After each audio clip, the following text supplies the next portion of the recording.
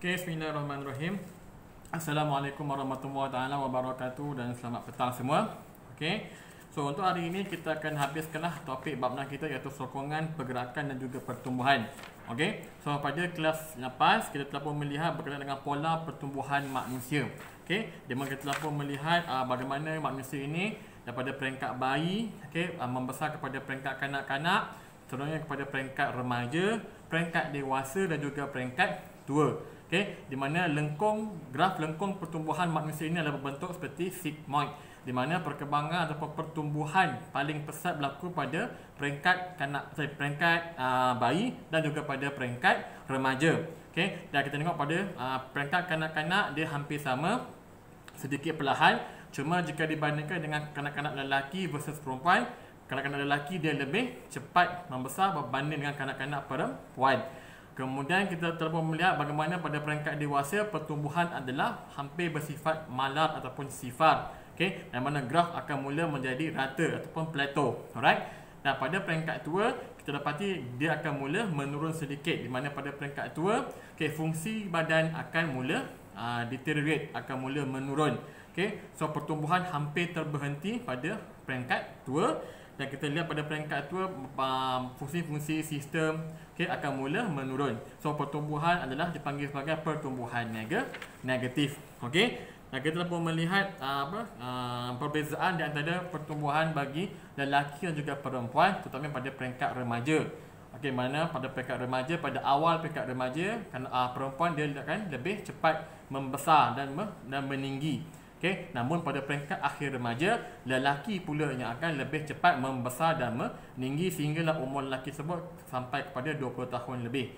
Okay. So perempuan dia cepat besar pada peringkat awal, tapi pada peringkat akhir dia akan mula hampir stop dia punya growth dia. Alright. So hari ini kita tengok kepada sokongan, pertumbuhan dan kestabilan dalam tumbuhan. So jika manusia dan juga haiwan mempunyai sistem sokongan tersendiri, maka sama juga seperti tumbuhan. Okey, so tumbuhan juga ada sistem sokongan yang tersendiri untuk membantu tumbuhan tersebut untuk menjadi lebih kuat, okey, supaya dia boleh stabil dan juga untuk mencari makanan. Okey, so itulah keperluan adanya satu sistem sokongan yang sangat-sangat kuat, okey, bergantung kepada jenis tumbuhan tersebut. Di mana kita ada dua jenis tumbuhan. Yang pertama ialah tumbuhan darat dan juga tumbuhan akuatik. Okey. So untuk tumbuhan darat, contohnya ada pecahan lagi dua, iaitu kita ada tumbuhan berkayu dan juga tumbuhan tidak berkayu ataupun tumbuhan herba. Okey, di mana tumbuhan berkayu contoh yang biasa kita tengok seperti pokok-pokok bakau ataupun pokok-pokok angsana, pokok durian, pokok rambutan, okey, di mana mempunyai satu batang yang sangat-sangat keras. Okey, so, tumbuhan berkayu ni biasanya besar dan tinggi, okey, dan sistem sokongan bagi tumbuhan berkayu ini mempunyai tisu yang sangat keras, mempunyai tisu berkayu yang keras, kuat dan tegar, okey, dan tisu ini dibina daripada sejenis bahan bernama lignin, L-I-G-N-I-N, lignin, iaitu bahan kompleks yang tegar dan keras. So batang berkayu yang keras itu terhasil daripada satu bahan yang bernama lignin. Okey, dan manakala bagi tumbuhan tidak berkayu, okey, akan bergantung kepada air yang tersimpan di dalam sel batangnya untuk mendapatkan sokongan. Contohnya kita tengok seperti tumbuhan yang tidak berkayu, seperti apa? Let's say lah, labu. Okey. Labu ni kalau kamu perasan dia tidak ada batang, dia tumbuh di atas tanah. So dia merupakan sejenis tumbuhan daratan yang tidak berkayu dan sebagainya. Okey. So tumbuhan yang tidak berkayu ini selalunya bergantung kepada air yang tersimpan di dalam sel batangnya. So dia bergantung kepada kadar osmosis dalam sel badannya. So jika air kurang, maka dia akan hilang kesegahan pada sel batangnya, lalu menyebabkan tumbuhan yang tidak berkayu ini akan menjadi layu. So dia bergantung kepada sumber air, bergantung kepada sistem prinsip osmosis. Jika air banyak, maka batangnya akan mula segar. Batangnya batang lembut, so dia akan segar dan dia boleh menyokong tumbuhan tersebut. Namun demikian, jika tiada air ataupun kekurangan air, maka tumbuhan yang tidak berkayu ini dia akan hilang kesegahannya dan dia akan menjadi layu. Okey. Dan Untuk setengah tumbuhan yang berkayu, terutamanya dia ada struktur-struktur khas, okey, untuk membantu lagi memberikan sokongan kepada tumbuhan tersebut. Contohnya untuk tumbuhan berkayu kita ada sokongan seperti akar baning. Okey, kalau kamu pergi ke pokok-pokok yang besar tu adanya akar yang besar-besar di bawahnya, itulah akar banir untuk memastikan tumbuhan ini stabil.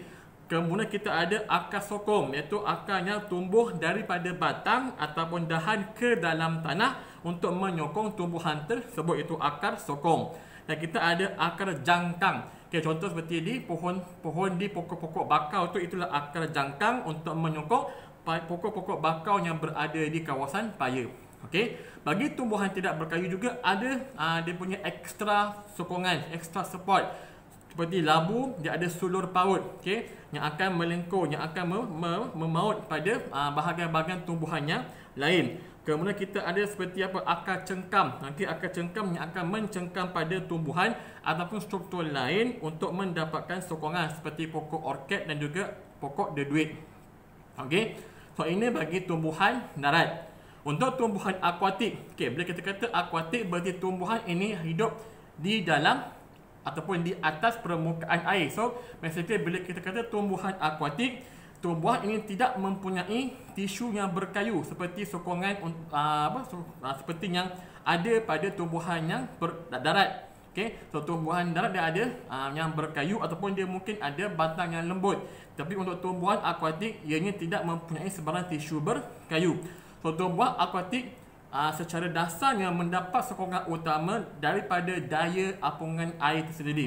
Seperti sistem sokongan bagi tumbuhan akuatik ini, dia akan dipengaruhi oleh daya apungan air yang ada.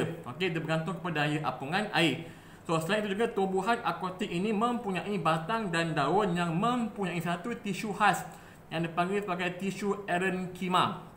Okey, so perkataan erenkima berarti angin erenkima rongga. So tisu erenkima ini terdiri daripada sel yang berdinding nipis dan membentuk ruang-ruang udara. So bila ada ruang-ruang udara akan menyebabkan tumbuhan akuatik ini menjadi lebih ringan dan mudah untuk terapung di atas permukaan air, ditambahkan lagi dengan daya apungan yang ada pada air. Okey, so keapungan tumbuhan ini akan dibantu dengan adanya ruang-ruang tersebut, dan bagi sesetengah tumbuhan akuatik, tumbuhan itu akan membengkak, dan akan mempunyai batang berongga dan besar bagi menampung daya apungan, seperti contohnya pokok keladi bunting dan juga teratai. Okey, so ini tentang sistem sokongan bagi tumbuhan darat dan juga tumbuhan akuatik. Okey, so bagaimana kita nak menentukan usia tumbuhan berkayu? Okey, so kita boleh tentukan usia tumbuhan berkayu bergantung kepada bilangan jumlah gegelung yang ada pada keratan rentas batangnya. Okey, satu gelung bersamaan dengan 1 tahun. Okey, so kita boleh kat pokok tu. Okey, kita tengok dia punya keratan rentas dan kita boleh kira berapakah gegelung yang sudah ada. Satu gelung bersamaan dengan 1 tahun.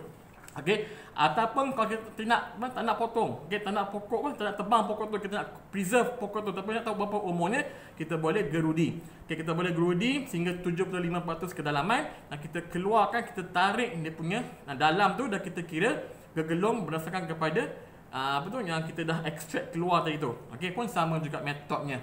Okey, so inilah berkenaan dengan sistem sokongan dan gaya ataupun cara nak menentukan umur bagi satu tumbuhan berkayu. Okey, dan sama juga kestabilan bagi tumbuhan juga dipengaruhi oleh dua faktor, iaitu pusat graviti dan juga keluasan tapak. Sama juga macam haiwan, semakin rendah pusat graviti semakin stabil, semakin besar luas tapak semakin stabil. Okey, so itu saja untuk hari ini. Sekian, terima kasih, dan kita akan berjumpa lagi di kelas yang akan datang dengan tajuk bab yang baru, iaitu bab 7, yang ini koordinasi badan. Okey, sekian, terima kasih. Assalamualaikum warahmatullahi wabarakatuh.